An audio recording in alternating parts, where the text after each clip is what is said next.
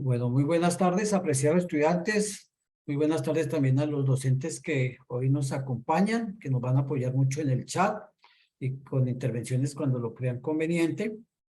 Bienvenidos a esta tercera y última web conferencia del curso de Fundamentos de Economía, donde abordaremos los temas de la unidad 3, temas de el mercado, la oferta y la demanda.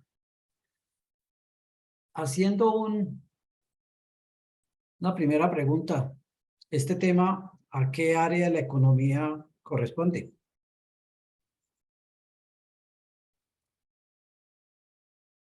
La oferta y la demanda. ¿Y a qué área corresponde? ¿Se acuerda que ustedes hicieron un mapa conceptual de la división de la ventas? economía? La macroeconomía. Macroeconomía. La división. Este es el mapa Macroeconomía. conceptual. Veo que todos Microeconomía. me están hablando de macroeconomía. ¿Están seguros? No. Es de la Profe, microeconomía, profesor. no es microeconomía, porque en las lecturas habla sobre eso. Correcto. Quienes dicen macroeconomía deben repasar las webs anteriores. En la primera unidad hablamos un mapa conceptual de la división de la economía. Y allí hablamos de la economía positiva, que es la que describe los hechos, y que había hechos que eran del orden de nacional y habían otros hechos que es del orden de las empresas y las familias. Cuando se trataba de los hechos, fenómenos, problemas, teorías de ese tipo de las empresas y las familias es microeconomía. Y cuando se trataba de orden de agregados nacionales como las tasas de desempleo, la tasa de inflación, la medición de el crecimiento económico a partir del PIB, eran temas macroeconómicos. De tal manera que el tema del mercado es un tema nacional o es un tema de las empresas y las familias. De las empresas y de las familias. Sí, ¿dónde aprendimos eso? En el flujo circular de la economía. Porque acuérdense ustedes que los dos agentes, familias y empresas, interactuaban a través de dos mercados. El mercado de bienes y servicios y el mercado de factores productivos. Hoy vamos a hablar del mercado de bienes y servicios que tiene que ver con las empresas y las familias. Y eso es teoría microeconómica. Las unidades no son unidades independientes conceptualmente unas a otras, tienen una secuencia, por eso lo primero que abordamos fue la ciencia económica, conocer cómo está dividida la economía, y luego sabiendo que en esa división había dos grandes teorías económicas, la micro y la macro, abordamos las unidades 2 y 3. La unidad 2 fue de temas macroeconómicos, Producto Interno Bruto, IPC, tasa de inflación. Y unidad 3 abordamos la micro, tema de mercados. Era como hacer un poquito de retroalimentación de lo aprendido o lo no aprendido en las dos unidades anteriores. Bueno. Vamos a darle paso entonces a la presentación.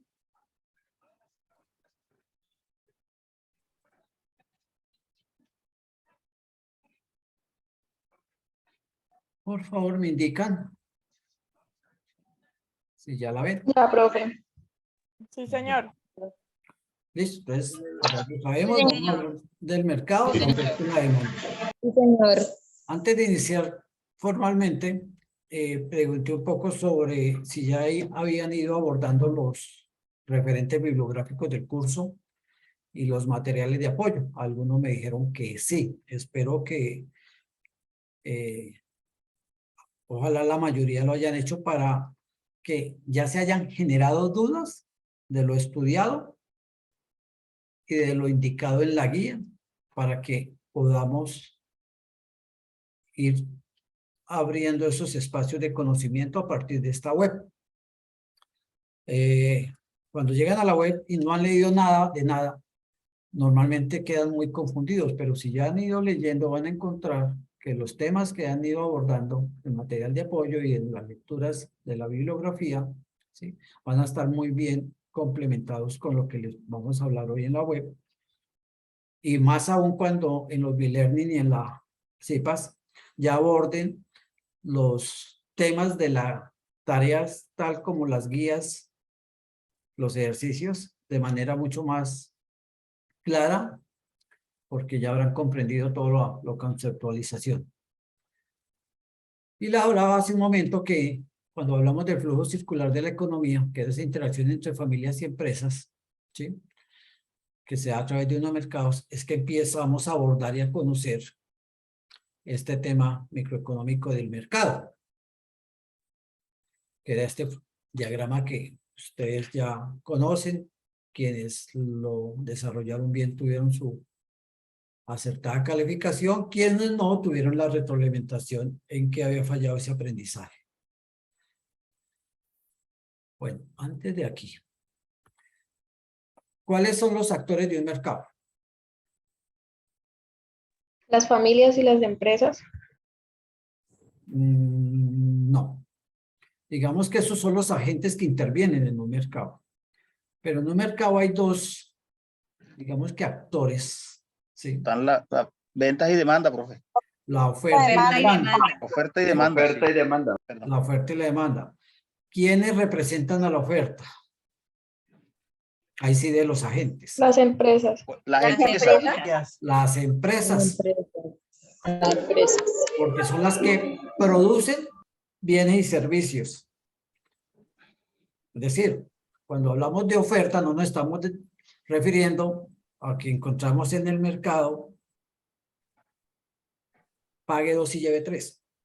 A ese tipo de ofertas no nos referimos a la oferta de bienes y servicios, es decir, a esas cantidades de bienes y servicios que las empresas sacan al mercado. Entonces, las empresas son las que en el mercado se conocen como técnicamente la oferta. ¿Y las familias qué serán? La demanda. Demanda. La demanda. ¿Por qué? Porque demandamos bienes y servicios. Demandar bienes y servicios es que vamos y compramos, consumimos bienes y servicios. ¿Correcto? Entonces ya tenemos claro que hay dos grandes actores que son los que ofrecen y los que demandan. Y eso es lo que vamos a empezar a determinar con los conceptos de demanda y oferta. La demanda. Entonces, la demanda ya sabemos quiénes son. La demanda tiene un comportamiento típico, que es que ese comportamiento todo lo hemos vivido. Para poder definir lo que es la ley de demanda, ustedes me van a decir cómo es ese comportamiento. Si los precios, porque la ley de las cantidades demandadas están en función del precio. Si los precios de un bien suben, las familias demandan más o demandan menos. Menos, profe. Menos. Demanda menos. Demandan menos. Y si los precios del bien bajan, Hay más. Se puede Las familias comprar demandan más. más. Sí, se compra. demandan más. Primera conclusión. ¿Hay una relación inversa o relación directa entre la cantidad demandada y los precios? Profe, no es directo. Es inversa. Inversa. Inversa, profe. Correcto. Es inversa. Entonces es una relación inversa. Si nosotros a partir de una constante que es que ese comportamiento se da,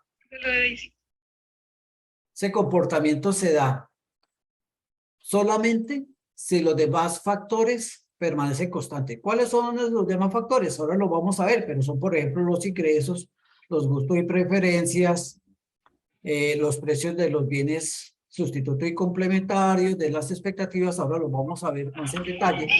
Si esas otras variables no intervienen, se cumple la ley de demanda. Por eso podemos definir que la ley de demanda establece que la cantidad demandada de un bien cae a medida que el precio del bien se incrementa. Obviamente, igualmente la cantidad sube si el precio del bien baja. Pero todo eso es si permanece constante en los demás factores, que es algo que se conoce en economía como ceteris paribus, que es que todo lo demás permanece constante. ¿Por qué tiene que tener muy claro esto? Porque eso es la teoría que ustedes deben aprender y es parte de la tarea que van a desarrollar en el primer punto de la guía, que es definir esos conceptos. Ahora, ¿qué significa que están en función del precio? Pues si yo tengo una tabla de precios, como la que ustedes ven, que dice de 0, 0.50, 1, 1.52, 2.53, quiere decir que a medida que el precio va aumentando, las cantidades demandadas van disminuyendo. Si yo esos valores en esa tabla los grafico, vamos a encontrar que me va a dar esta gráfica. Porque a medida que el precio va subiendo, la cantidad demandada, ¿sí?, va disminuyendo. Cuando el precio es 0, se están demandando 2 unidades, que es este puntico de acá. Si el precio sube a 0.50, ya no se demandan 12, sino se demandan 10. Si el precio está en 1, ya se demandan 8 y así sucesivamente, porque eso es lo que nos dice la teoría. Mayor precio, menor cantidad demandada, y si unimos los puntos de esa tabla, entonces nosotros tenemos esa gráfica. De tal manera que siempre para hallar una gráfica nosotros tenemos que determinar los resultados de esas funciones.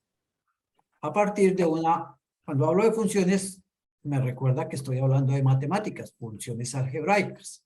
Y entonces a partir de unas funciones algebraicas, unas ecuaciones de primer grado, establecemos cuánto será la cantidad demandada cuando el precio es 0. Porque en esas ecuaciones va a haber una incógnita que es el precio, no lo conozco. O si lo conozco, sencillamente lo reemplazo en la ecuación y puedo hallar la cantidad demandada, ¿cierto? Bueno. Profe, qué pena interrumpir. Los estudiantes están diciendo si puede ampliar la diapositiva, doctor. Muchas gracias. Sí, ya lo había disminuido para la manito esa, pero entonces lo voy a hacer sin la mano. Porque cuando yo ahí ya no puedo usar la mano porque me saca de la presentación. Entonces, entendido lo que es la ley de demanda y cómo se comporta. Y cuál es digamos que el condicionante para que se cumpla esa ley, es que no intervenga ningún otro factor. Ahora, esa curva, uno se puede mover a través de la curva de demanda, ¿sí?, que es lo que conocemos como movimientos a lo largo de la curva. No desplazamiento de la curva, sino movimiento a lo largo de la curva. Quiere decir que a medida que suben los precios, las cantidades van bajando, pero uno se mueve sobre la misma curva.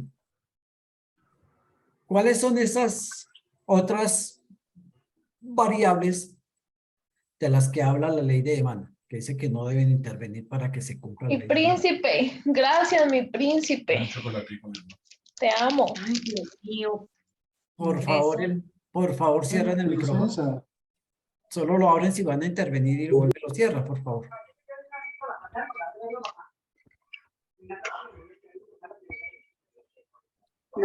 Lady, por favor, cierra el micrófono. Edilio, cierra el micrófono. Lina, cierra el micrófono. Juan Francisco, por favor, cierra el Profe, qué micrófono. vergüenza, mil disculpas. No, señora. La escasez de producto no tiene nada que ver. Juan Francisco, Yarlady, por favor, cierren el micrófono. Juliet, gracias. Gracias. Esos otros factores que no intervienen para que se cumpla la ley de demanda son estos. El ingreso de los consumidores, los precios de los bienes relacionados, los gustos y preferencias de los consumidores y las expectativas políticas, sociales y económicas. Son fáciles de entender. Si el ingreso de los consumidores aumenta y los precios de un producto aumenta, ¿la cantidad demandada también puede aumentar? No, señor. Puede que se mantenga estable. ¿Sería igual? Por lo general se mantiene estable. Se mantiene igual. A ver, Ambos. supongamos, yo salgo una vez a almorzar los domingos a un restaurante porque mis ingresos no me dan para más. Pero a mí me suben el sueldo sustancialmente, ¿sí? Y puedo Puedo ir ir más veces a comer, puedo ir más veces a comer. comer, porque tengo más ingresos. Aumenta la demanda. Sí. Entonces sí puede aumentar la demanda a pesar de que suban los precios si los ingresos aumentan. Sí. Sí, claro. Sí, Claro sí, que señor. sí. A Claro, más ganancias, más Porque si yo aumenta tengo la más demanda. poder adquisitivo, puedo adquirir más cosas. claro que sí. Por eso es que en esos casos que intervienen estos factores es que se rompe la ley de demanda. ¿Entienden el significado de la ley de demanda cuando me dice que eso se cumple? Que a mayor precio, menor demanda, o a menor precio, mayor demanda, solo si no intervienen otros factores. Porque cuando intervienen estos factores, ya se rompe la ley de demanda. Sí. Y cuando Igual los pasa, productos suben de precio, pueden subir de precio, pero si yo tengo mayores ingresos, puedo demandar más, porque tengo mayores ingresos, entonces ya se rompe la ley de demanda, que a mayor precio, mayor cantidad demandada. ¿Por qué? Porque tengo más plata. Así de sencillo. No, profe, lo que se está viviendo ahora, los que están más afectados son los estratos 1 y 2 por el poder adquisitivo que ha mermado. Sí, pero eso tiene que ver más con los efectos del tema que vimos en la unidad anterior de la inflación, ¿sí? Porque el tema teórico puramente conceptual, política que estamos hablando, no miramos esas variables, pero sí puede ser aplicable para el caso de el desplazamiento de las curvas, ¿sí? En cuanto a que estas expectativas políticas, sociales y económicas, que debido a, por eso lo digo, expectativa económica que debido al alza de los precios, general de los precios, que es la tasa de inflación, ¿sí?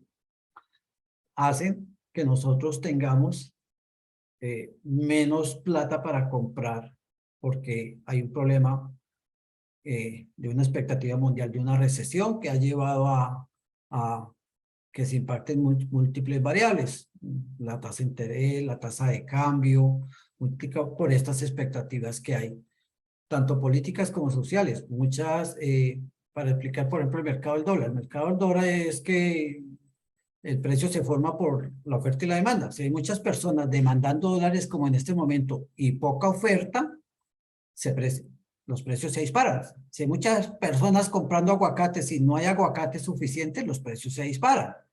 Pasa lo mismo. ¿Y por qué? Porque hay unas expectativas políticas de desconfianza en el gobierno actual, porque hay unas expectativas sociales también de la guerra que ha impactado, porque tenemos rezagos de impacto de la pandemia, porque económicamente el mercado del dólar, por esas expectativas de invertir en tasas de interés muy atractivas en los grandes países desarrollados que para controlar la inflación están subiendo las tasas de interés, entonces la gente compra dólares para ir a colocar CDTs a tasas muy altas, inclusive a nivel nacional. También para controlar la inflación se está subiendo las tasas de interés, pero obviamente nosotros no llevamos dólares para invertir en CDT, sino pesos. Pero la gente que quiere invertir en mercado de capitales en otros países que reciben dólares, están comprando dólares para el volumen del mercado de valores es inmenso. Y como tenemos una moneda patrón, desafortunadamente, que todo el mundo tiene como referencia esa moneda. Si no existiera esa moneda o una moneda que no tuviera ese manejo que le dan, por ejemplo, a Estados Unidos, hubiera otra moneda más neutral, pues no estaríamos con el problema del alza del dólar. Pero eso ocurre con las expectativas sociales y económicas, ocurre con el dólar, ocurre con cualquier otro producto. Yo decía en la web pasada que en este momento no es aconsejable, por ejemplo, si yo iba a cambiar muebles, unos electrodomésticos, esperaría, guardaría la plata, ahorraría porque se avecinan tiempos difíciles. Entonces, más bien tendría un ahorrito y un guardado ahí porque eso me va a permitir a mí reaccionar ante dificultades económicas mayores. Y eso es expectativas políticas que hay a nivel mundial de una posible recesión mundial. Entonces, a eso se refiere. Y eso lleva a que haya mayor demanda o menor demanda. Bueno, ¿cuál es la otra variable que puede romper la ley de demanda? el precio de los bienes relacionados, sustitutos o complementarios. ¿A qué se refiere eso? Casi todos o una gran cantidad de productos tienen un bien sustituto o bien complementario. Y el precio de esos bienes hacen que se demande más o se demande menos. El ejemplo más clásico que encuentro en los libros es, por ejemplo, con los autos. La cantidad de demanda de autos, ¿sí?, sube o baja. Supongamos, ¿qué pasa con la cantidad demandada? Sí, dígame en un complementario de los autos, bien complementario de los autos. Las motos. Eso es un bien complementario. Yo para comprar un auto tengo que tener también una moto. No, la repuestos. póliza para la póliza. SOAT. incluye La pagar licencia. Bueno, el SOAT o al otro La más licencia. directo. Más, la licencia de conducción. La licencia de conducción. Tecnomecánico. el dinero y el préstamo o el crédito. Puede sobrevivir el carro. no, el préstamo no es un bien complementario. Para andar el auto, ¿yo qué necesito? Mucho dinero para comprar la gasolina. Necesito llanta, necesito gasolina, Cambio de necesito aceite. rodamiento. Sí. Entonces, los bienes mecánico. complementarios son los que yo necesito para ese bien. Y entonces, si sube el precio de la gasolina, la cantidad de demanda de autos sube o baja. Baja. Baja. ¿Sí? Entonces, cuando el precio de un bien complementario, la cantidad de demanda del bien del cual es complementario, disminuye. Y obviamente, si disminuye el precio de ese bien complementario, en este caso el ejemplo, pongamos las llantas, baja el precio de las llantas, ¿sí?, la cantidad de demanda de autos, entonces, sube. Es este atractivo de que gasto menos plata, entonces puedo aumentar la cantidad en el mercado global de eso. Eso es una relación directa o inversa, el precio de los bienes complementarios con el bien relacionado. Directa. Es inversa. Directa. Es inversa. Si sube la gasolina, Inversa. Directa, perdón, es directa. Es inversa, profe. Inversa. yo ya le iba a decir. Inversa. Si es directa, me diría, si sube la gasolina, compremos todos carros porque está subiendo la gasolina. Sube y sube. No, es inversa. Es inversa. Es inversa. Entonces, aprendizaje. El precio de un bien complementario, ¿sí?, tiene una relación inversa con la cantidad de demanda de ese bien relacionado. Así de sencillo. Ahora, sustitutos. ¿Cuál es un sustituto de los autos? El servicio público, el transporte público. Por ejemplo, ahora sí la moto. Transmilenio. La bicicleta. Ahora sí la moto. Y Metro de Medellín. Supongamos que el precio de las motos sube. ¿Qué Los pasa pies. con la cantidad demandada de autos? Bicicletas. O a pie. Patines, todo. ¿Qué pasa si es un sustituto del auto, los precios suben? Ahí sí toca andar a pie. Pues digamos que la demanda de los carros ya sería mínima. Pues la gente comenzaría a comprar pues los automóviles, porque si el precio sube en los otros medios de transporte. Correcto. Si el precio de las motos suben, las personas demandan más autos. ¿Cierto? Otro tipo de No, transporte. ¿sí? Sí, porque saldría Sí, como señor, igual. porque si el precio se asemeja, no es mucho. A veces uno dice, bueno, pongo un poquito más, pero voy en carro más cómodo. Claro. Si el precio de los sustitutos de los autos se incrementa, la cantidad de demanda de autos se incrementa. Profe, una Obviamente. pregunta, ¿hay la cantidad de autos o cualquier otro tipo de servicios en el cual no se pueda movilizar, ¿sí? Como por ejemplo las patinetas, que acudiría más gente a los Transmilenios y eso. Claro. Como dando un amplio conocimiento, ¿sí? Sí. Pero teóricamente el concepto me dice a mí, si un sustituto sube su precio, el bien relacionado aumenta la cantidad demandada.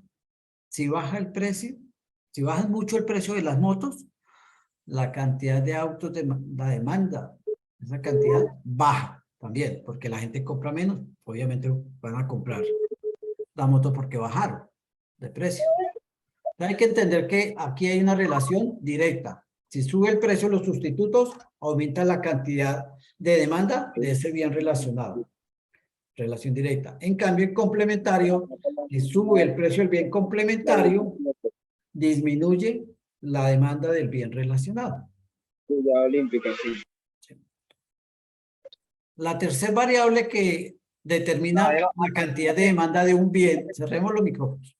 La tercera es los gustos y preferencias, ¿sí? De acuerdo al género, la edad, la locación, porque nosotros, a pesar de que los precios suban, implicaría que compraríamos menos, demandaríamos menos, ¿sí? Si me gusta, si tengo mucha influencia de todo el marketing, se compra más. Eso es otra de las variables que hacen que se rompa la ley de demanda. Así suban los precios, por moda, por gusto, se demanda más. Así suban los precios. ¿Sí? Y por último, es el factor de la que ya hablamos de las expectativas políticas, sociales y económicas, que llevan a que se demande más o se demande menos, porque hay muchas expectativas, incertidumbres, ¿sí? Pueden ser positivas o negativas. ¿Sí? En este caso, la cantidad de demanda de dólares está subiendo porque hay una expectativa de lograr una buena rentabilidad, ¿sí? Llevando esos dólares a Estados Unidos, invirtiendo allá en las captaciones que hacen los bancos, que están pagando muy buenos intereses.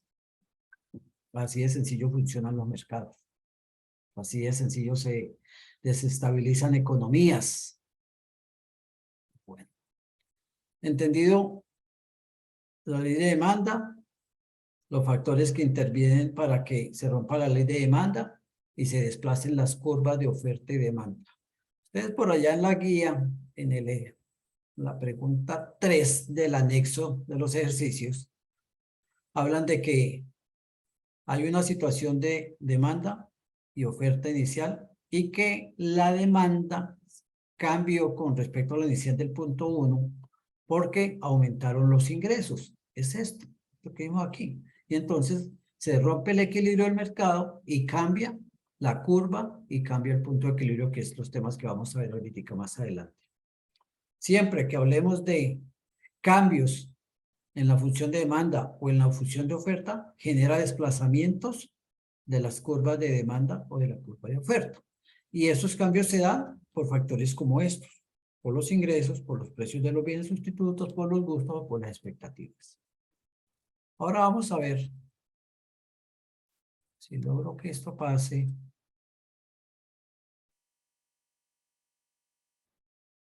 ¿Cómo se desplaza?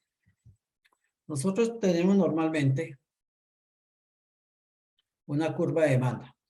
Esa curva de demanda ahorita de dólares se está desplazando a la derecha porque hay mayor demanda de dólares, ¿cierto?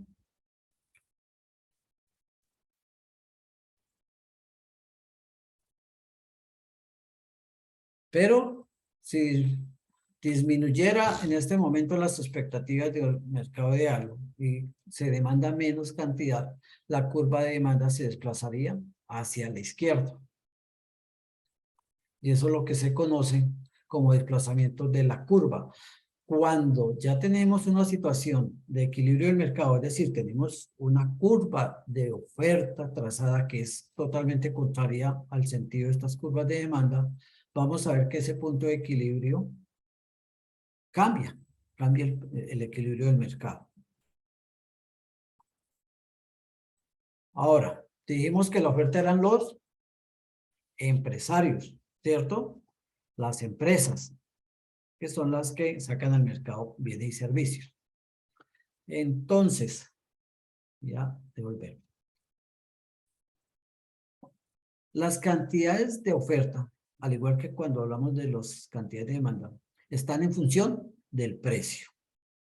Ambas, oferta y demanda, están en función del precio. Entonces, Si el precio de un bien sube, la cantidad de oferta se aumenta o disminuye.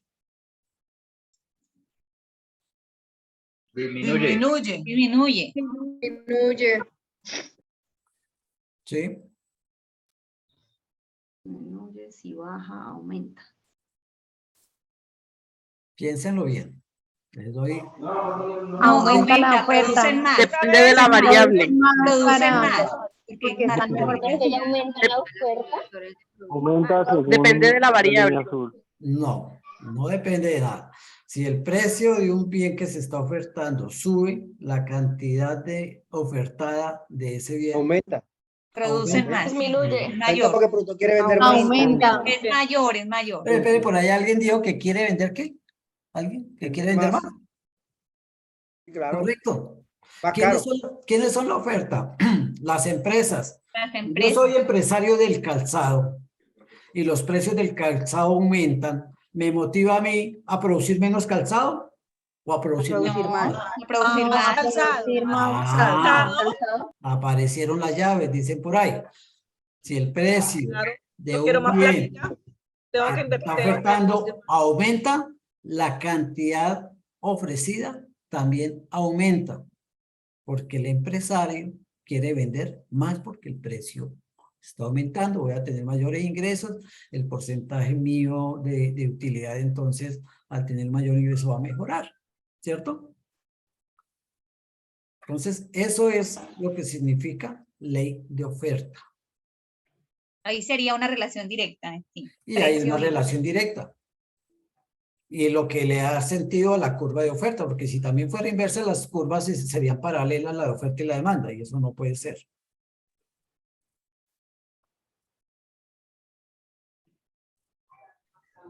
Entonces, si yo tengo unos precios a 0, a 50, a 1, 1.50, a 2, 2.53, ¿sí? Quiere decir que a precio 0 yo no oferto nada.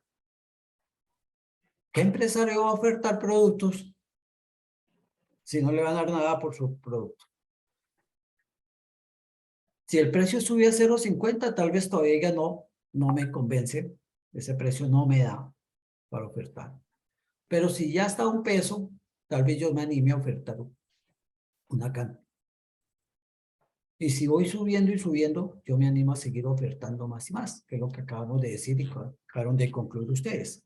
Que las cantidades ofrecidas en función del precio funcionan. Esa cantidad de demanda aumenta si el precio aumenta. Disminuye si el precio disminuye. Y obviamente, al tabular los resultados de una función de oferta y luego graficarlo, cosa que ustedes van a tener que hacer, me va a dar una curva de oferta en este sentido. Igual que en la demanda, esta ley funciona si los factores que influyen en la cantidad ofrecida se mantienen constantes, no intervienen. Y vamos a ver cuáles son esos factores que pueden romper la ley de oferta. Bueno, esto es que nos podemos mover a lo largo de la curva de oferta. Si cambiamos el precio, obviamente cambiamos el punto de cantidades y nos podemos desplazar a lo largo de la misma curva. Nos podemos mover para no confundir con el término desplazar. Bueno, una de las... sabemos que está en función del precio para que haya ley de oferta. Pero cuando intervienen estos otros factores, el precio, los factores... A propósito, es que se me olvidó, ¿cuáles son los factores productivos? La tierra, el... Capital, trabajo.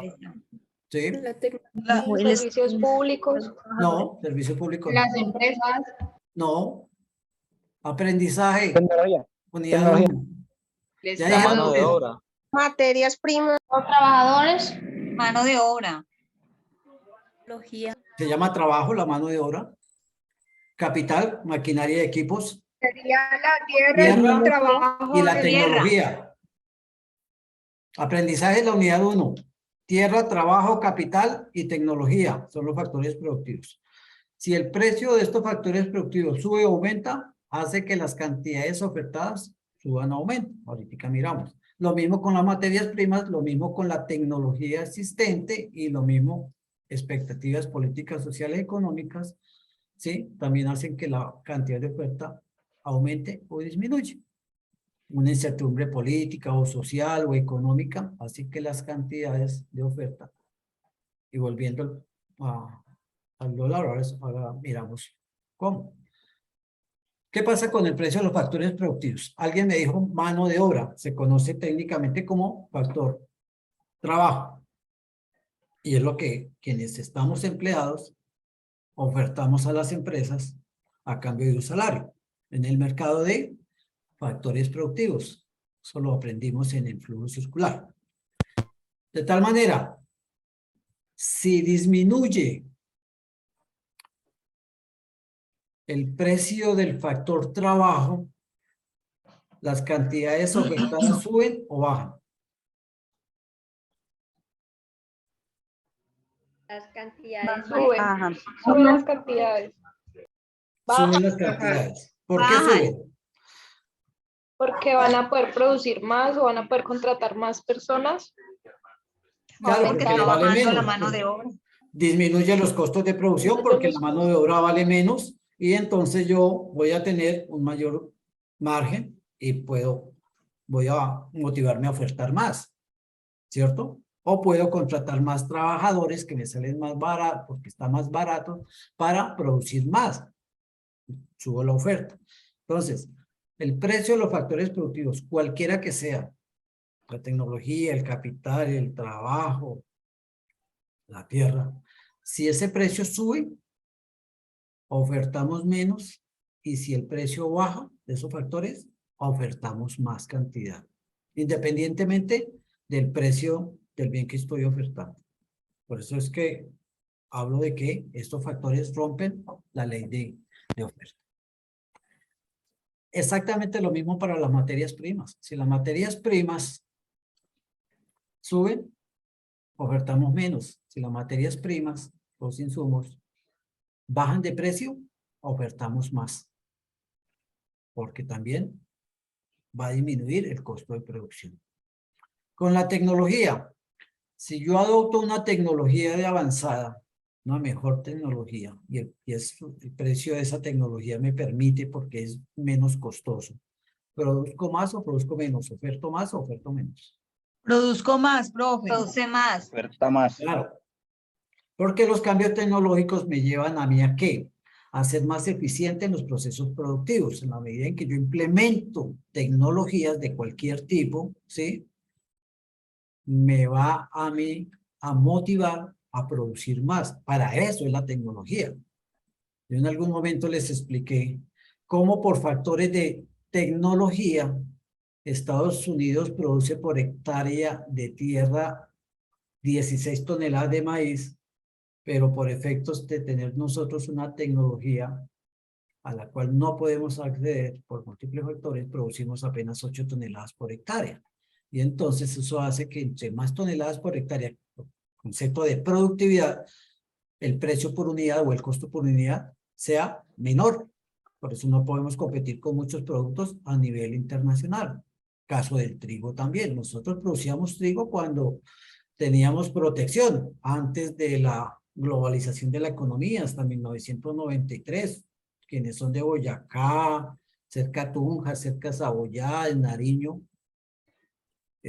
sus padres, porque ustedes ser muy jóvenes, sus padres se acordarán de los extensos cultivos que habían de trigo, porque habían unos impuestos a la importación de trigo y entonces podíamos tener trigo barato, más barato que el importado, por los impuestos. O sea, la apertura del libre comercio no perjudicó, profesor. Mejor definición del neoliberalismo. ¿Han oído hablar del neoliberalismo? El neoliberalismo que se implementó aquí en la mayoría de los países impuestos por el gran capitalismo a partir de los años 90, ¿sí? Lo que hizo fue que no estábamos preparados para competir a igual. Nos quitaron todo el proteccionismo que teníamos, porque el libre mercado es eso, abrir los mercados, y entonces nos pusieron a competir con quienes producen a menor costo. Bueno, y a partir de eso, pues, se establecieron unos convenios que los conocemos como los TLC, están en proceso de posible revisión, porque ya cambiaron mucho en 30 años, muchas condiciones. Entonces la tecnología, a tecnología más barata, mayor oferta, a tecnología más cara, menor oferta. Y las expectativas obviamente funcionan igual. Expectativas positivas nos llevan a ofrecer más, expectativas negativas nos llevan a ofrecer más, sea de tipo político, social o económico.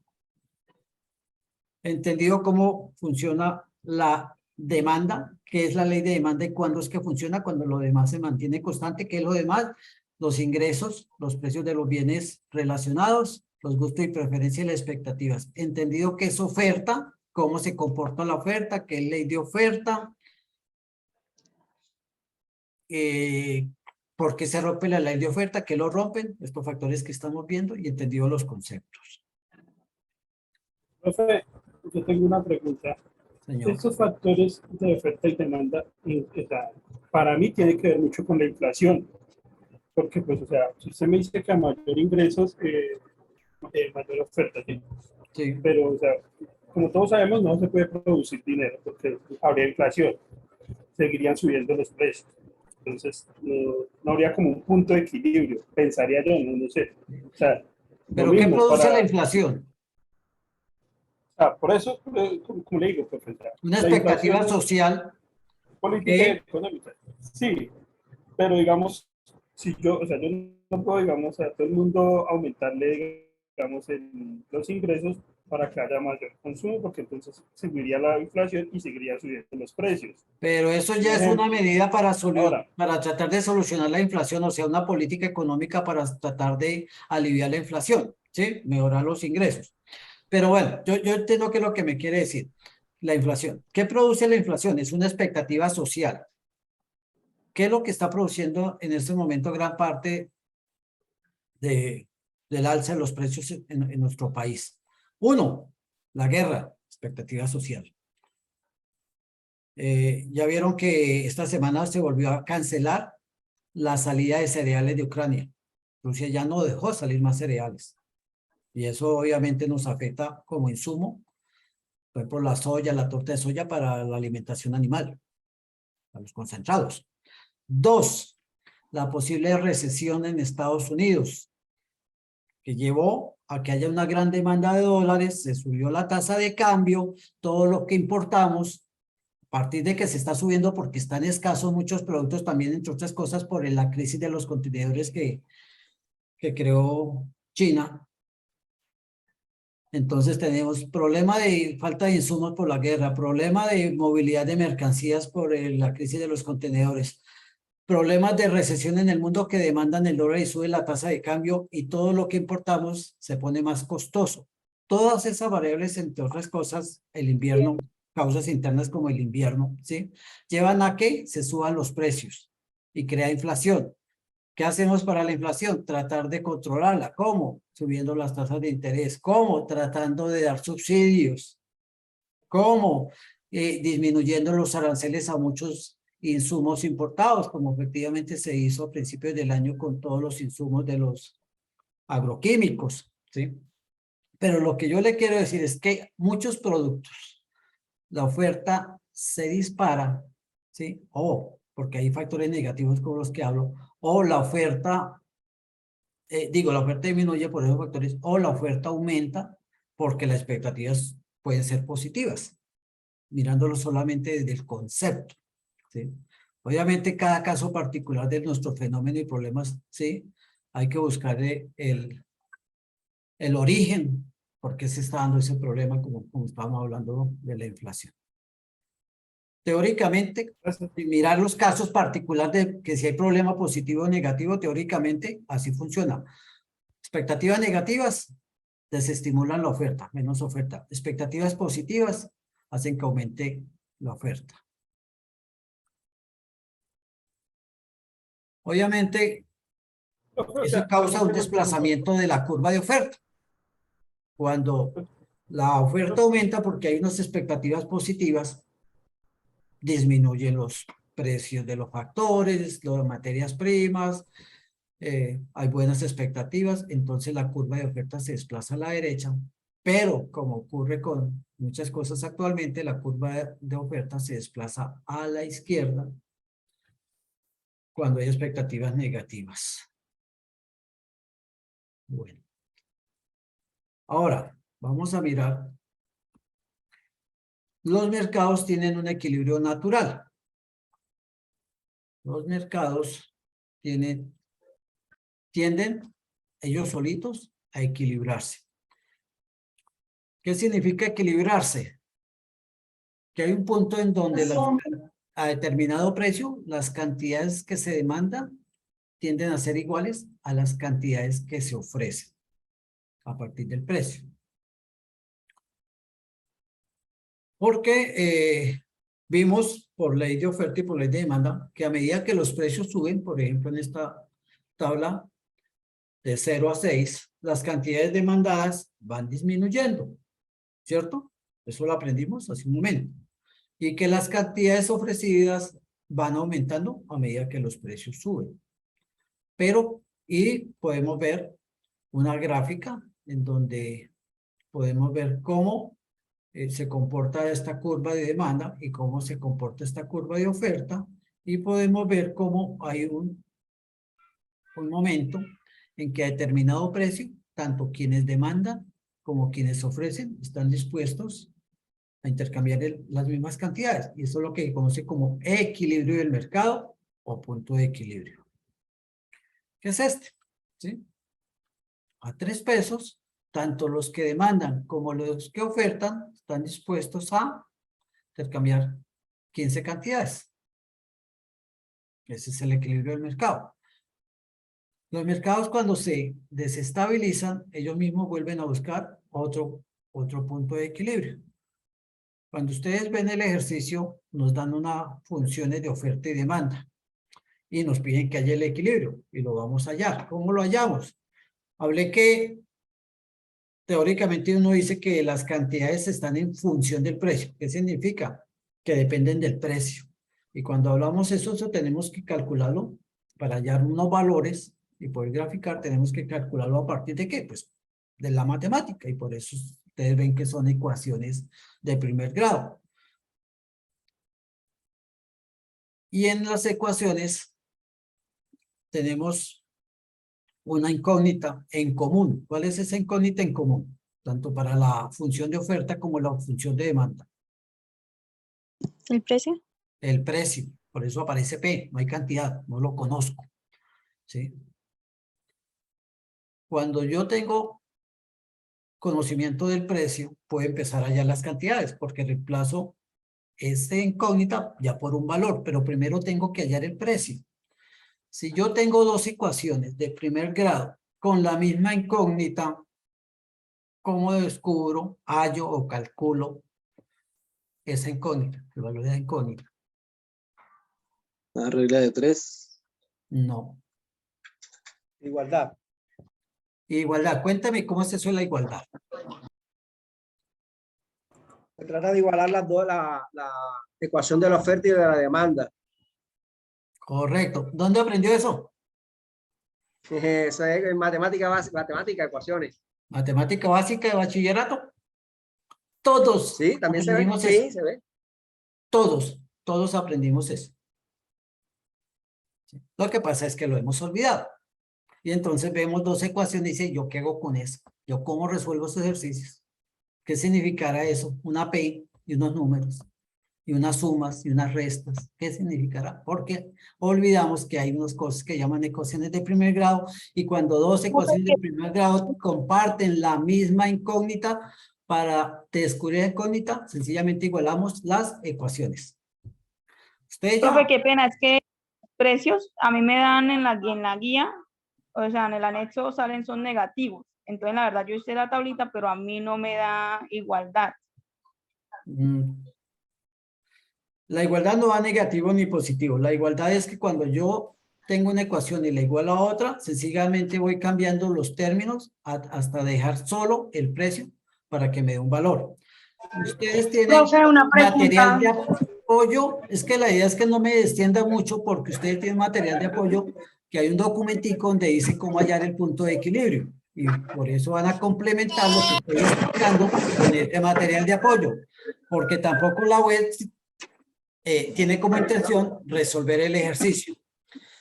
¿Sí me entienden? Yo les doy los conceptos, les digo que para hallar el precio de equilibrio y luego hallado el precio, sencillamente hallamos las cantidades de equilibrio, entonces tienen que hacerlo a través del método de la igualdad y que se remitan a esos documenticos de apoyo que son para estudiar. ¿Sí? Bueno. Entonces, el equilibrio es cuando yo encuentro que a determinado precio, tanto las cantidades demandadas como las cantidades ofrecidas, hablo de que ahí estamos en equilibrio del mercado. La guía también nos dice, ¿sí?, que hallemos los excedentes.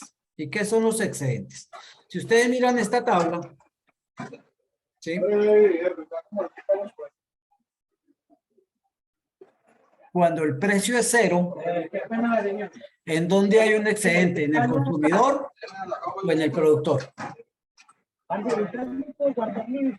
Micrófono, por favor.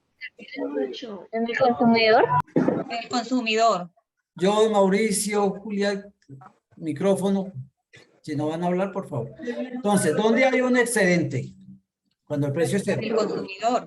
En el consumidor, porque la demanda del consumidor, 24, obviamente excede a cero. Cuando el precio es 1, ¿dónde hay un excedente? En el consumidor. Cuando el precio es 2, ¿dónde está el excedente? En el consumidor.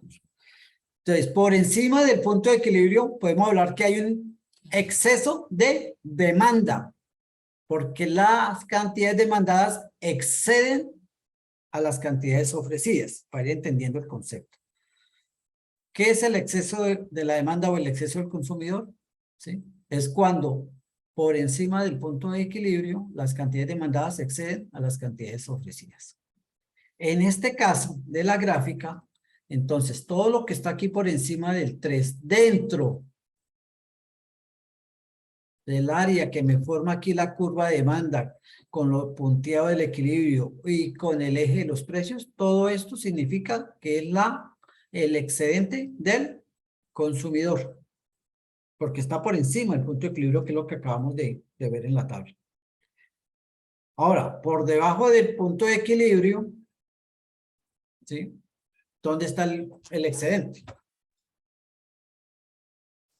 En la oferta, en el Un producto. exceso de demanda, profe. En la oferta. En la Exceso de oferta. demanda no. Alguien dijo por ahí exceso de demanda no. Exceso de oferta. Un exceso 20. de demanda, profesor. De oferta. De oferta. Hay mayor oferta. producción. 20 más. A ver, O sea, la demanda es mayor que la oferta. En precio 4 la demanda es mayor que la oferta. 12 es mayor que 20. No, no, señor. No, señor.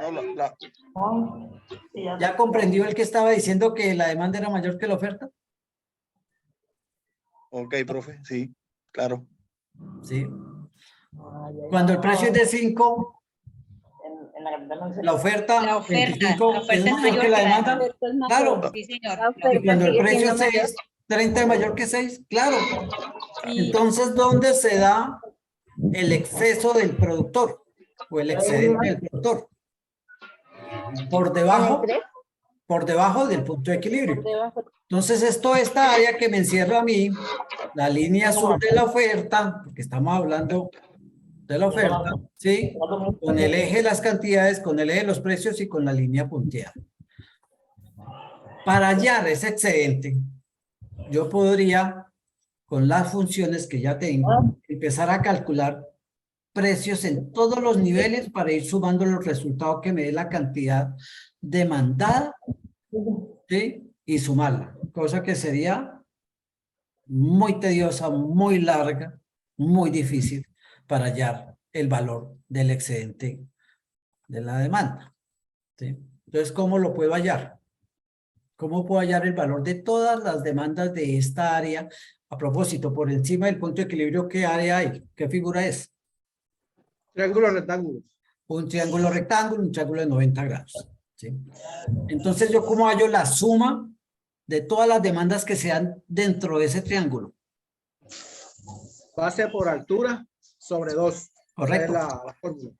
En este caso de este ejercicio, ¿cuál sería la demanda del consumidor? Pantalla de 15. pantalla de Germán Warnich. 3,15 o 15,3. Aquí me falta un dato aquí arriba que es de 6. 7 puntos. ¿Sí? Me falta un dato que es de 6, aquí arriba, donde toca la curva de demanda, el eje de los precios, da 6. Entonces, ¿cuál es la base? 15. ¿Cuál es la altura? 3. 3, porque si yo tengo aquí arriba donde corta la curva 6, de 3 a 6 da 3. Es 15 por 3, perdón, base por altura, 15 por 3, 45. Dividido en 2, ¿me da? 22,5. 22,5. Ese es el excedente del consumidor. ¿Correcto? Y no tengo que ponerme a hacer cálculos de ecuación. Ahora, si pueden ver, antes de ver eso, ¿qué figura tenemos del excedente del productor? ¿Un qué?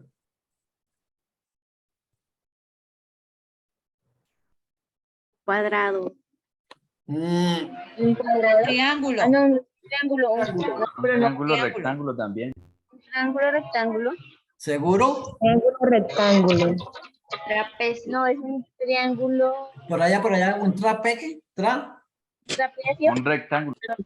Trapecio. Mire, tenemos aquí esta línea punteada, luego viene la línea azul hasta la línea de las cantidades, luego subimos por la línea de precios. Ahí no hay un triángulo, ahí no hay un cuadrado, hay un trapecio. Trapecio. Y para facilitar las cosas, ¿cómo calculo yo el área del excedente del productor? Pues divido en 2 figuras, ¿sí?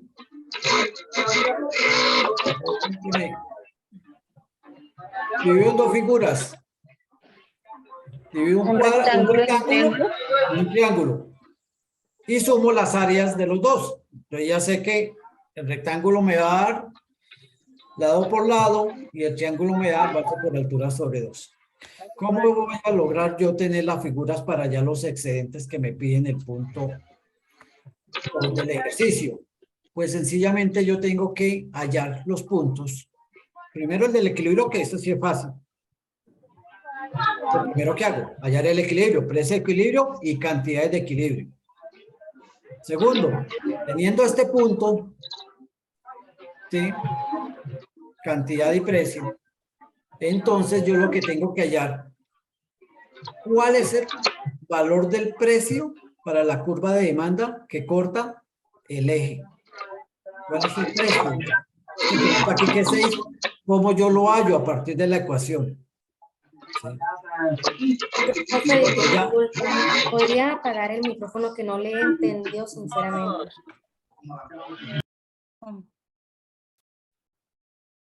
Ya, creo que lo apagaron. ¿Cómo hallo yo el punto en el cual la curva de demanda, una curva es la unión de 2 puntos? Si ya tengo el punto de equilibrio calculado, que es lo primero que hago, ¿sí?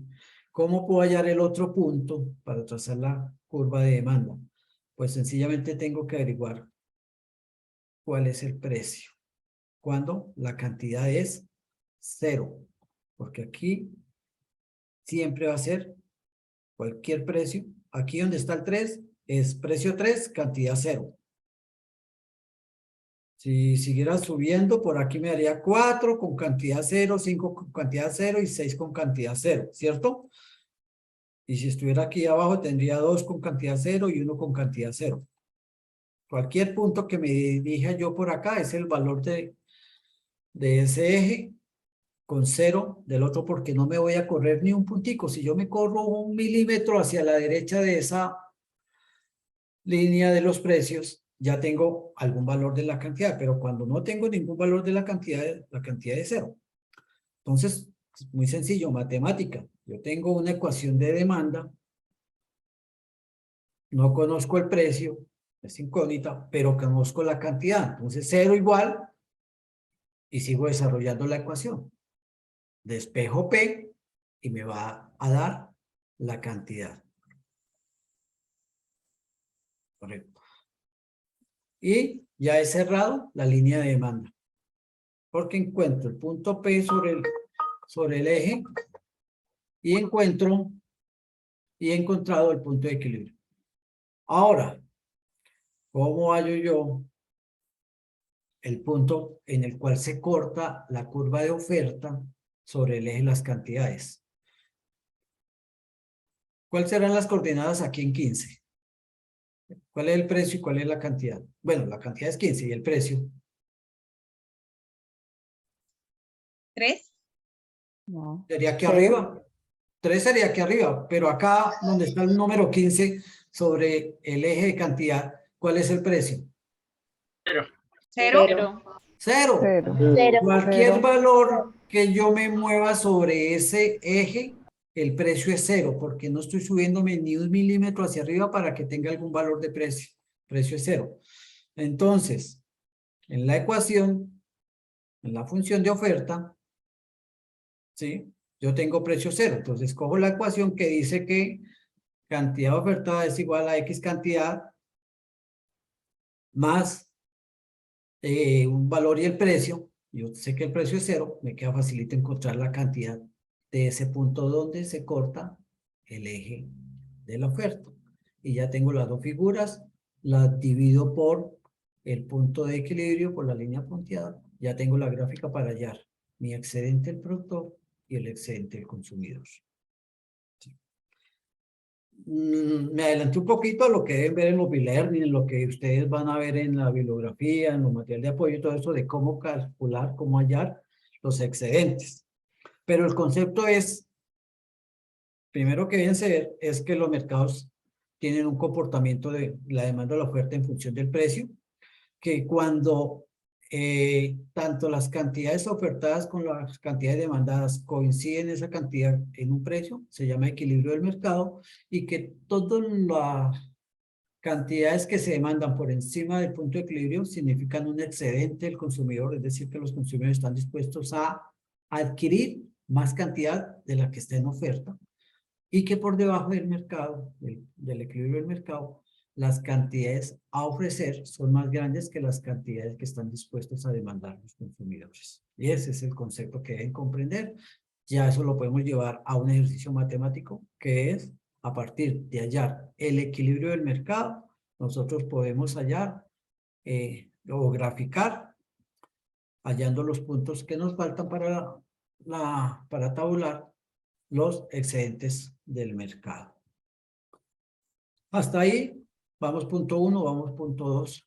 Y el punto 3 tiene que ver con desplazamientos. ¿Por qué? Porque acordémonos que una de las variables que hacen que las cantidades demandadas aumenten y disminuyen son los ingresos.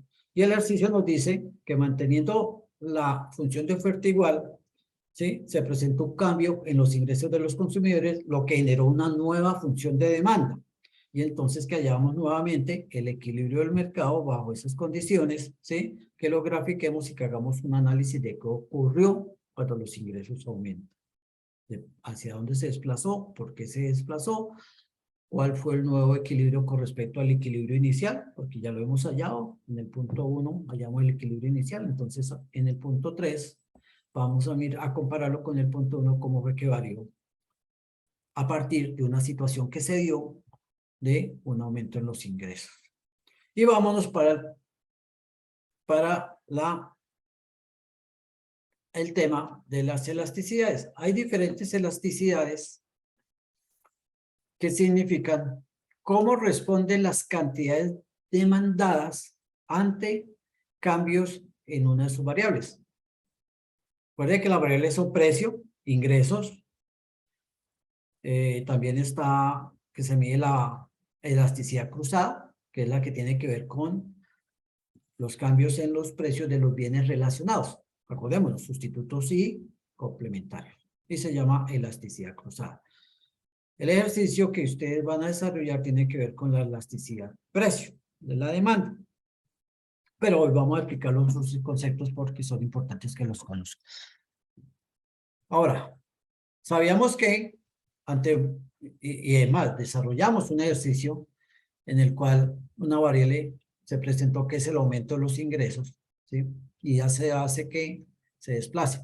Pero nosotros podemos, más allá de ver la gráfica de desplazamiento y de hallarlo matemáticamente, el equilibrio y todo eso, podemos hallar algo que se llama en qué valor, en qué dimensión, ¿sí?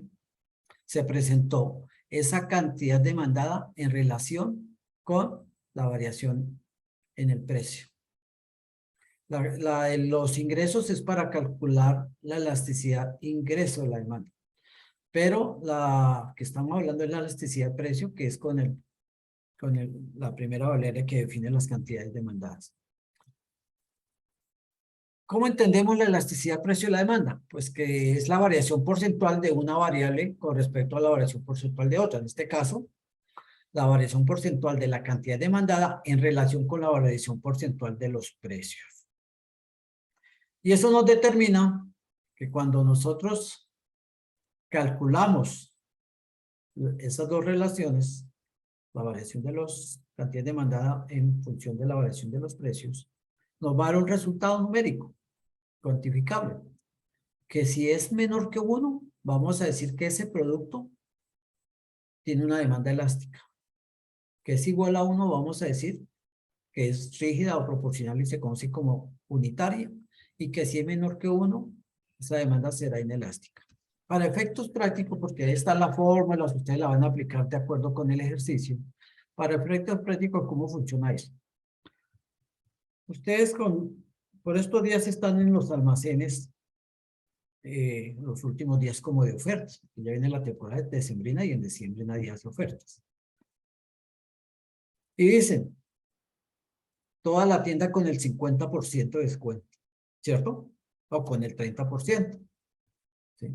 ¿Qué significa? Que los precios bajaron un 50%, ¿cierto? ¿Qué espera el comerciante? Si yo bajo los precios del 50%, espero que las cantidades vendidas o demandadas, ¿sí?, me aumenten a mí por encima del 50%, si no, no haría la promoción, ¿cierto? Entonces, en esos casos, cuando la variación de la porcentual de la cantidad demandada es mayor que la variación porcentual de los precios, nos va a dar elástica. Nos va a dar elástica. Por eso, uno debe a los productos hallarles si son elásticos, unitarios e inelásticos. Diferente a productos que nos van a dar inelásticos. Si yo digo, la sal, doy el 50% de descuento en la sal, voy a hacer una variación porcentual en el precio de la sal del 50%. ¿Ustedes creen que la sal va a aumentar siquiera un 1%? ¿O aumentar un 60% o un 30%? No, ¿cierto? No. No, Así baja el precio, yo compro la misma sal. Porque si no me voy a morir de hipertensión si compro más. Claro, voy comprando de acuerdo como necesito. Sí. Entonces hay productos que tienen una elasticidad precio elástica y otra inelástica. Si disminuyen los pasajes aéreos, ¿qué me dará? ¿Elástica o inelástica? Si los precios disminuyen el 30%. Elástica. Seguramente voy a vender de 30% para arriba, ¿cierto? Y ese es el sentido de encontrar la razón de los productos que son elásticos, inelásticos o unitarios.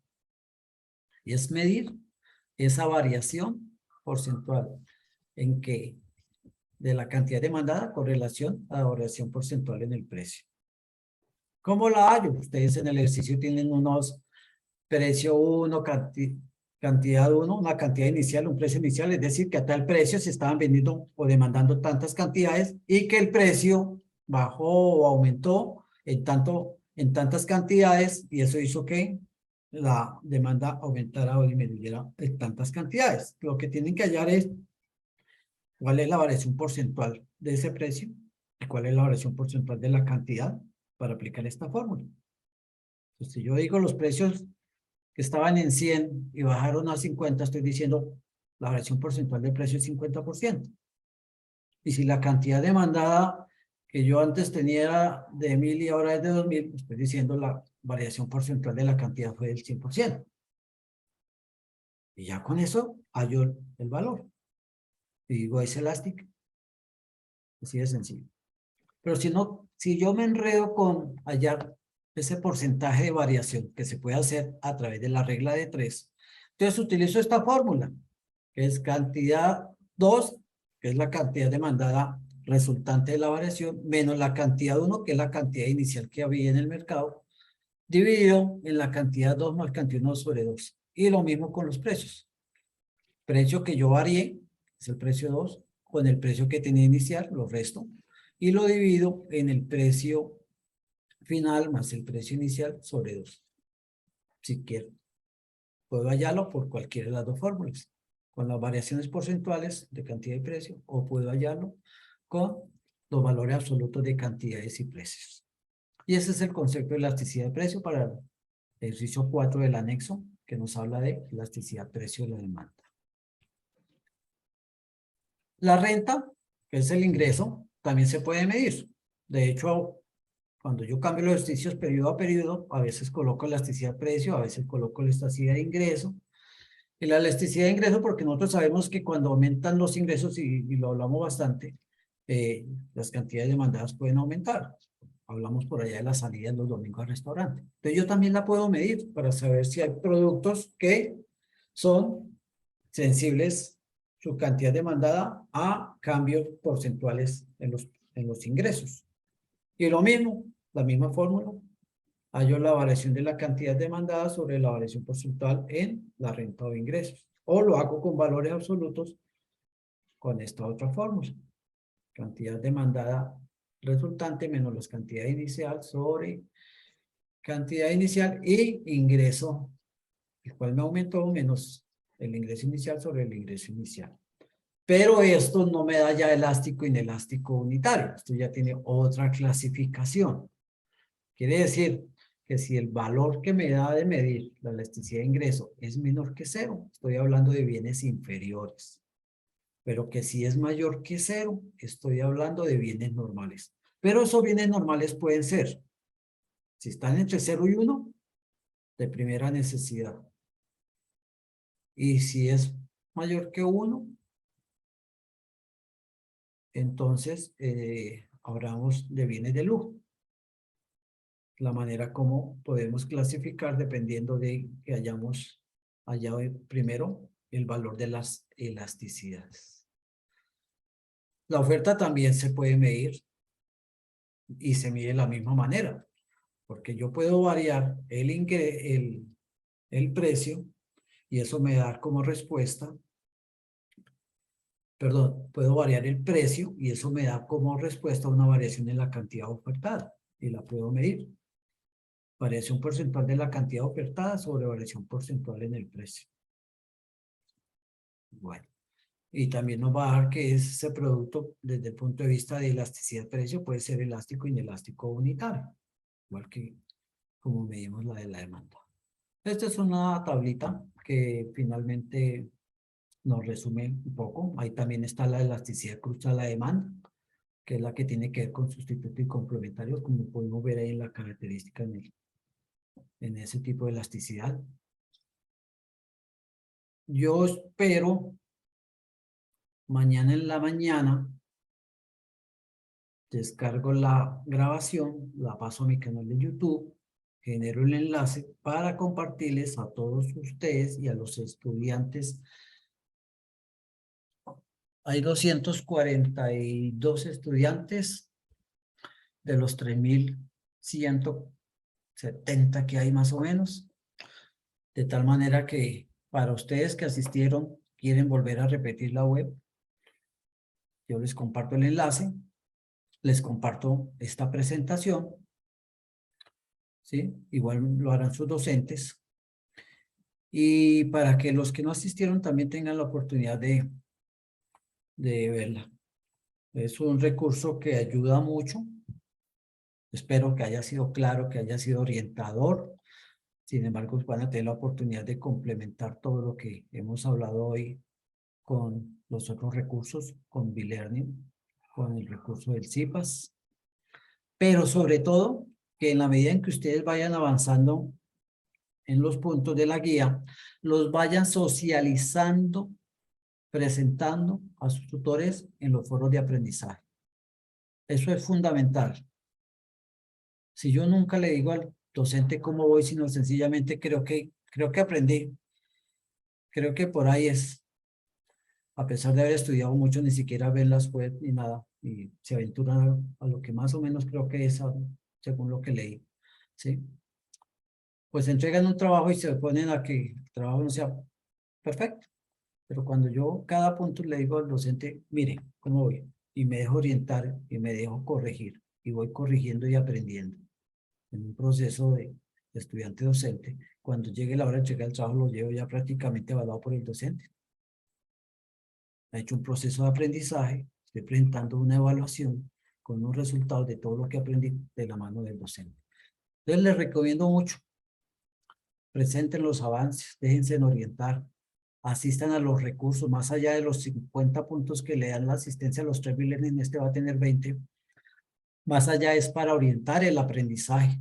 Sí, vamos a tener ahí una ayudita de 20 punticos en esta tarea, como lo tuvimos en la tarea 2 y 10 puntos en la tarea 1, en la unidad 1. Pero sobre todo el aprendizaje de los temas.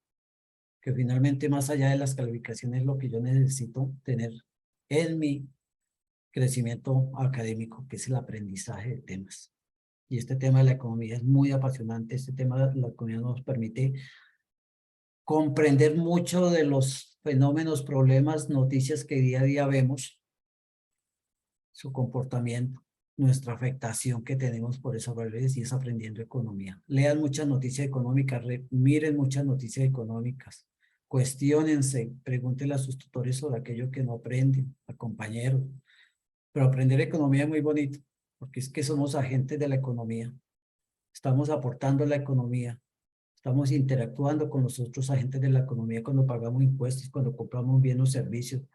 En todo momento somos agentes económicos y tenemos que comprender cómo funciona la economía para un mayor entendimiento de la vida. No sé cuántos, algún docente de pronto me dice cuál fue el máximo de asistentes. Si estuvo por ahí. Revisando. Yo conté 294, profe. No sé. Sí, 294 yo también vi.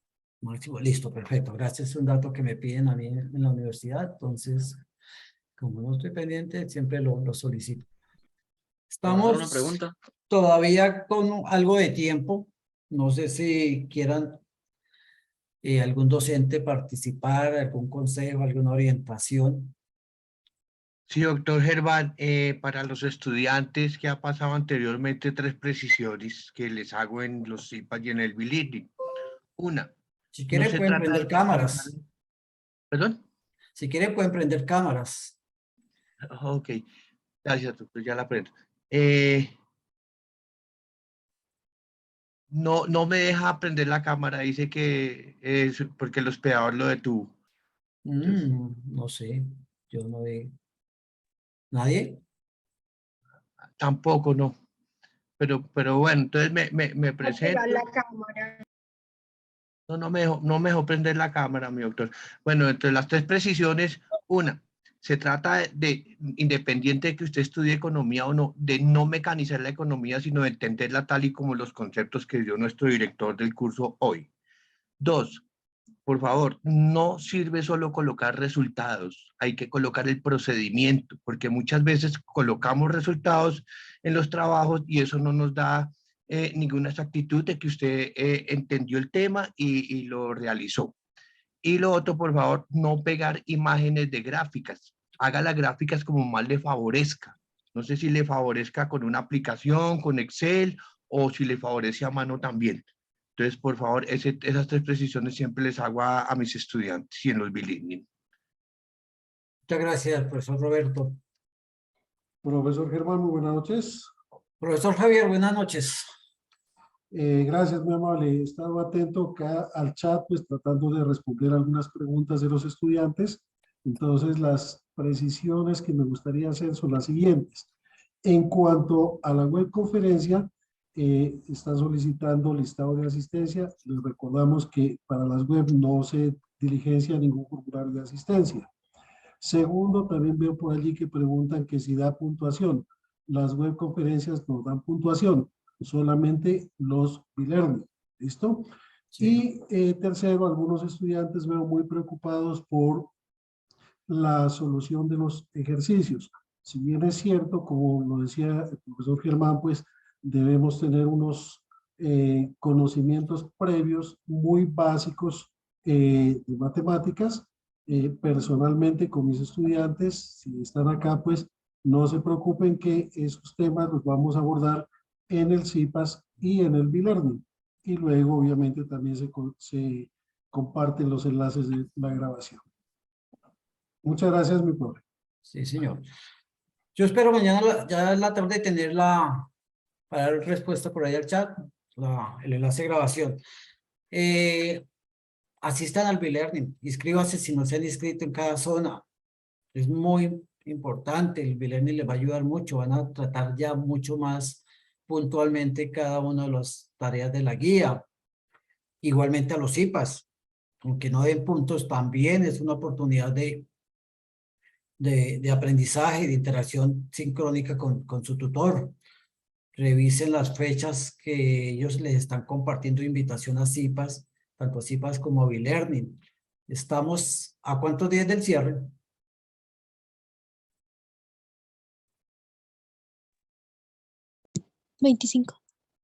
A 25 días. 25, sí, Parece señor. mucho tiempo, puede parecer mucho tiempo, de pronto aplazo, más adelante empiezo a estudiar. No, háganlo lo más pronto posible en la medida en que ya tengan revisado y avalado los avances, pueden ir entregando el trabajo con anticipación y de pronto ya ir revisando la guía de la última tarea.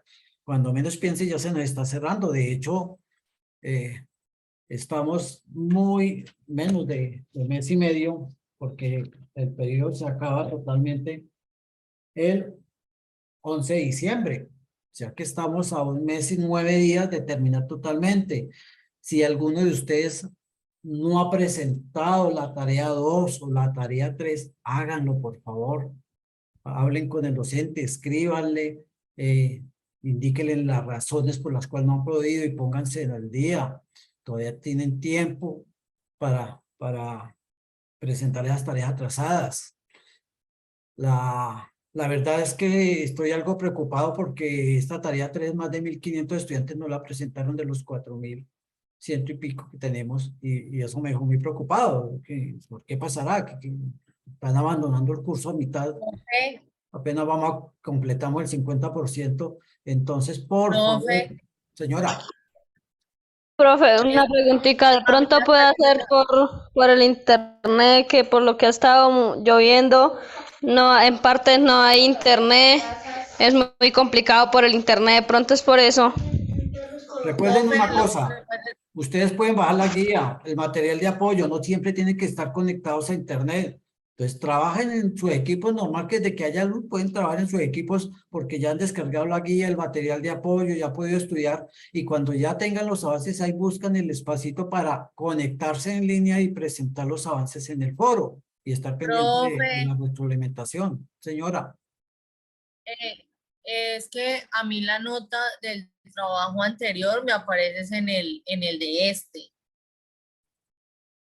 Sí, hay un profesor que tuvo un error técnico y ya calificó a todos sus estudiantes, básicamente el profesor Guillermo, pero colocó las notas en la tarea 4. Él ya está haciendo el traslado a la tarea 3 y borrar la tarea, el valor que les puso en la tarea 4. No se preocupen que se va a ajustar.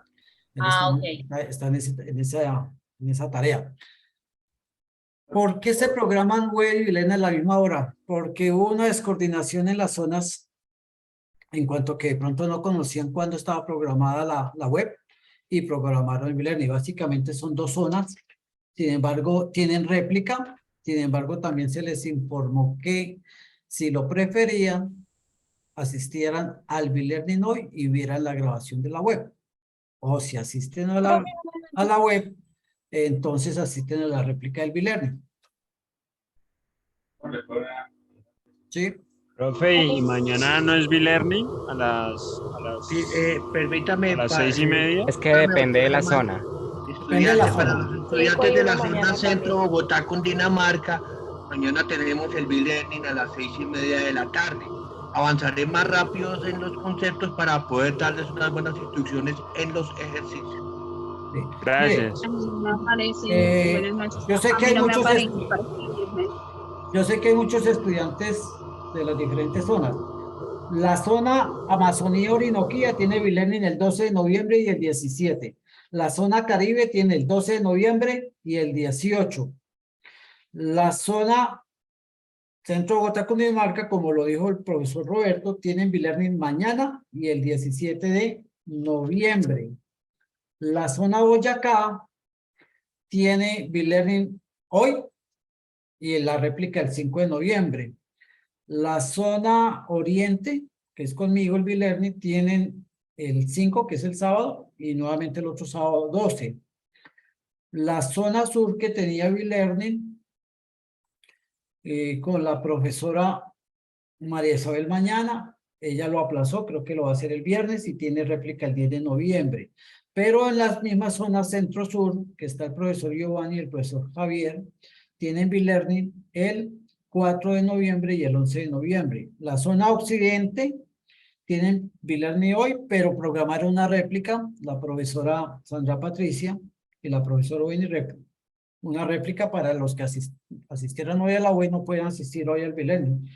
Hace un momento me conectó que no había muchos estudiantes porque obviamente tal vez estaban hoy acá. Y la zona sur tienen B-Learning hoy, ella no ha programado réplica. Esas son como las... Ustedes pueden ver la programación allá donde se inscribieron. Ahí la pueden desplegar toda la programación en ese sitio donde se inscribieron, porque también ahí está el enlace para que se integren.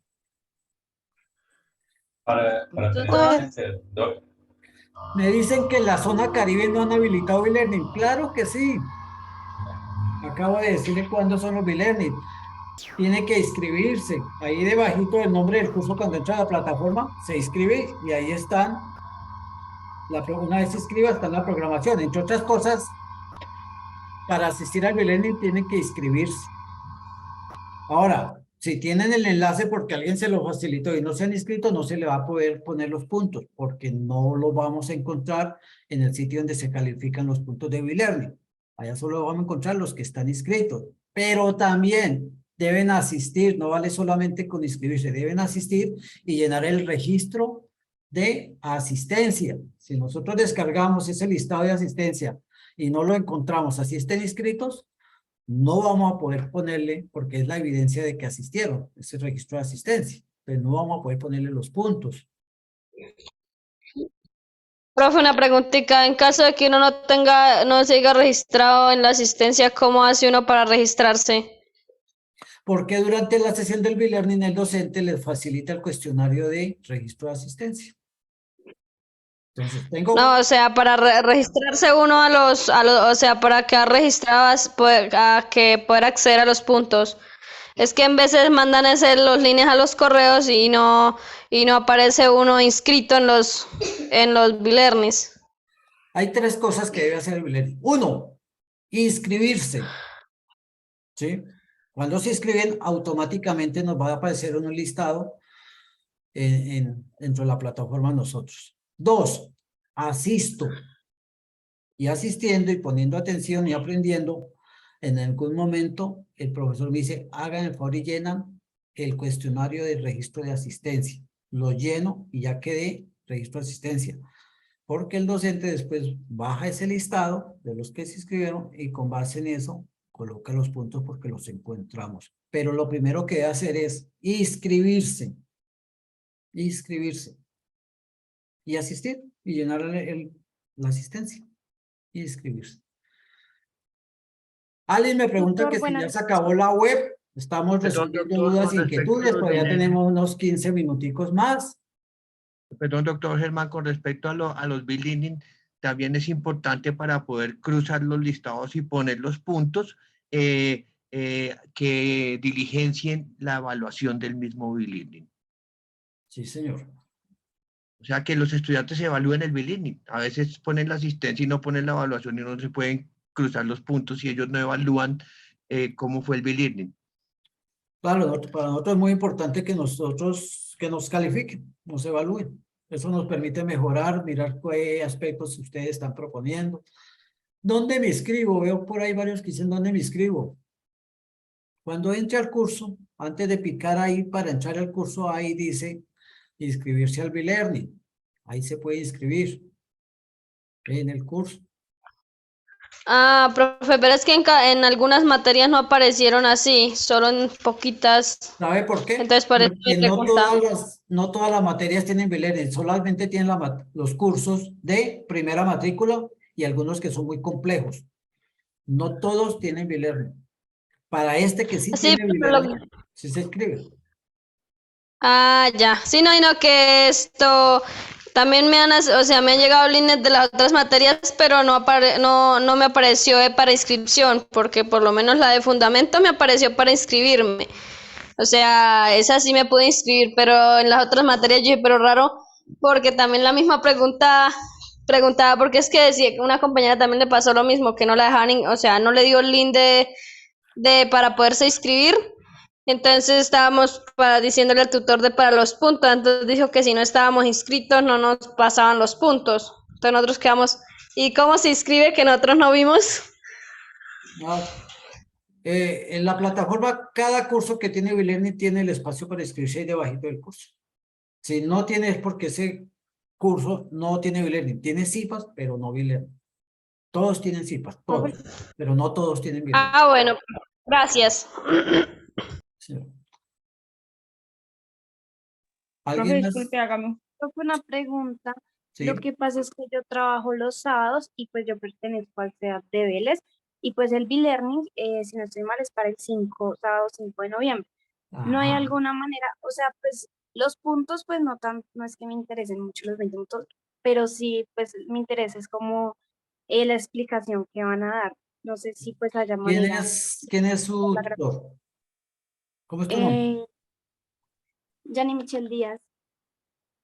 No, yo no tengo sino 5 estudiantes de Vélez, pero hay muchos más y entonces el tutor va a ser Mi tutor es Javier Francisco Castro.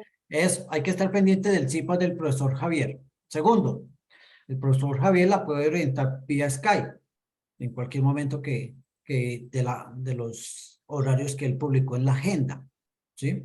Él también debió o tiene un grupo en Skype para cual le puede dejar las indicaciones o pueden acordar una fecha, una hora para Es que que yo no estoy, pues no tengo ningún grupo de Skype de fundamento. No, todos los docentes crearon un grupo de Skype para sus estudiantes y les compartieron un enlace para que ingresen a esos grupos y ahí pueden hablar con el profesor de forma sincrónica o dejarle para la inquietud para que les conteste o para que diga cuándo las pueda atender.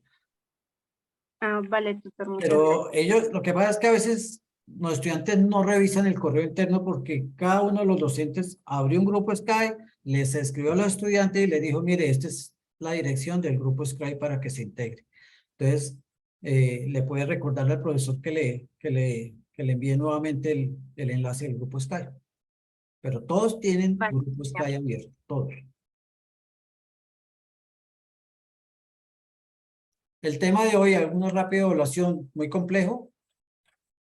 O más o menos lo Profe, hay entendí. una estudiante con la mano alzada, Marilyn. ¿Puede hablar? Ya el micrófono, ¿quién es? Profe, qué pena, buenas noches. Marilyn. Sí. Señora. Profe, hágame un favor.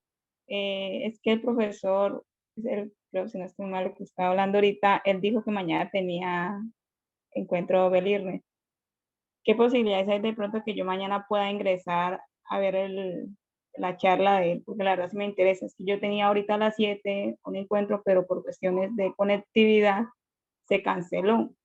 Y a mí sí me interesa avanzar en la tarea 2, perdón, en la tarea 4 para terminar el trabajo. pues para estar pendiente más que todo de la charla. Por los puntos a la final, pues yo nuevamente ingreso cuando vuelvan a dar programación, porque esta vez no se pudo realizar porque la profesora presentó mala conectividad, entonces... A ver si le entendí. El día que tiene programado su e-learning, usted no puede asistir, ¿sí? Entonces quiere asistir al e-learning de otro profesor. De los que tienen. Hoy, ahorita a las 7 tenía un encuentro de e-learning. ¿De qué zona es? ¿Señor? ¿De qué zona eres? Yo estoy en la zona, yo me inscribí en la zona, ay, me acuerdo que es una buena que yo me inscribí. Centro Sur, ¿no? Dice tu nombre ahí, zona Centro Sur. Ah, sí. Ah, pues de donde yo... El del orden que se canceló fue el de la zona sur porque la profe pues no tenía buena conexión, entonces ella dijo que lo reprogramaba y las personas que no habíamos conectado, ella enviaba nuevamente la invitación por el Mire, correo. su zona tiene e-learning, si es con el profesor Giovanni o Javier Alvarado, es el 4 de noviembre. ¿Sí? Si es con la profesora María Isabel, que era mañana, ella lo aplazó, creo que para el viernes.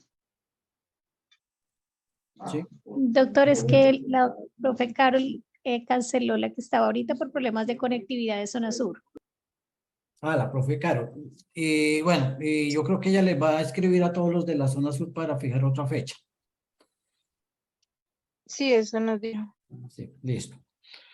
Pero para la zona centro-sur, tiene que mirar con qué docentes, no tengo aquí el listado de inscritos por docente. ¿Sí? Pero ¿qué ocurre si yo estoy en una zona y quiero asistir a otra? ¿Sí? Yo ya no puedo cambiar la inscripción. Si tengo el enlace, porque alguien me lo facilitó, ¿sí? Entre las diferentes fechas que hay, la que puedo asistir es de otra zona y esa fecha sí puedo. Y tengo el enlace, puedo asistir. Hay que dejar la constancia porque es que la profesora de esa zona donde se inscribió no la va a encontrar y obviamente no va a asistir y no le va a llenar el registro de asistencia y no le va a poner los puntos. Pero si usted asiste a otra zona y notifica a la profesora de la zona donde usted se inscribió, ¿sí? Entonces ella habla con el profesor de la zona donde usted asistió para que le ponga los puntos. O si está inscrita con ella, pues le va a poner los puntos. Así no la vea que haya escrito, pero usted le da la evidencia de que sí asistió con otro docente.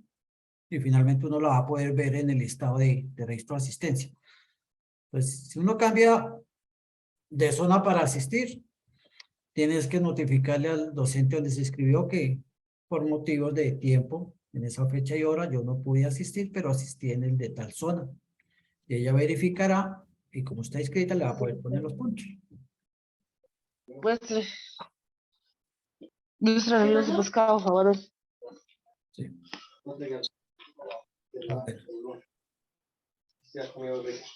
No sé si habrá más intervenciones, profes que me acompañan.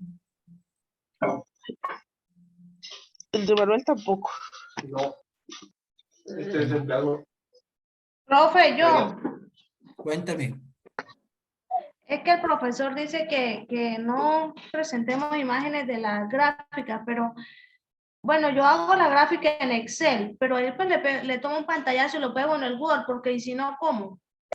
Sí, sí. Usted puede copiar su imagen, tablas de Excel, las puede pasar al Word sin ningún problema. Ah, bueno, gracias.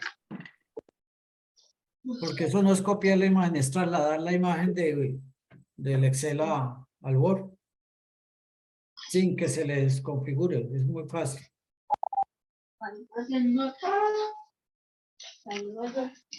Bueno, yo creo que si no hay más consultas de la parte académica de los temas que tratamos, si no hay más inquietudes en cuanto a proceso y procedimiento de los recursos, pues no me queda más Solo una apreciación, doctor Germán, para los estudiantes. Sí, Es la señor. importancia de que asistan a los CIPAS, que es la interacción directa con su tutor.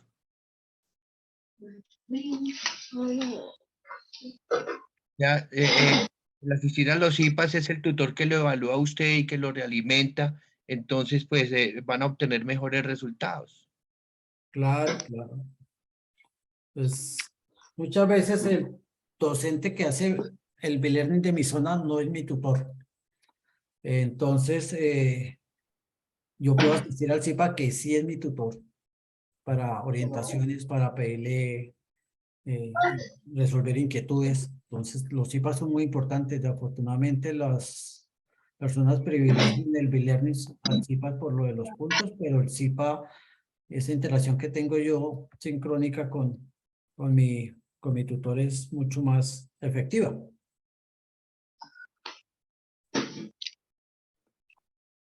Bueno, Guardizo. señora.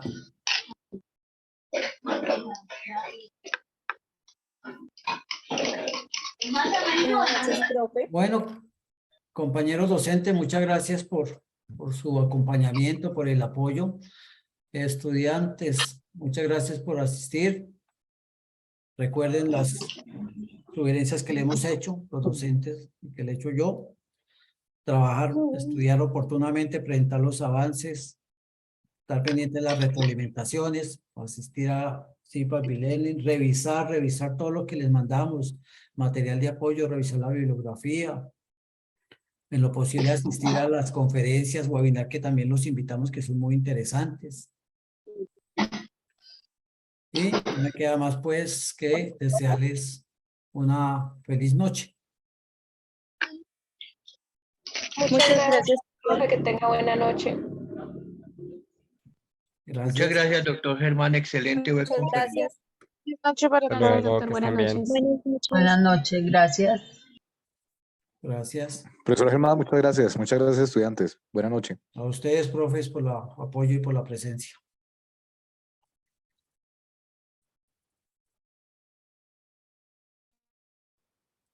Germán, que esté muy bien.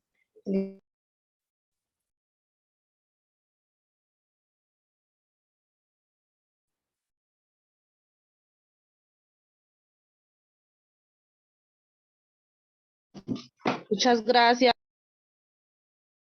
A ustedes por asistir.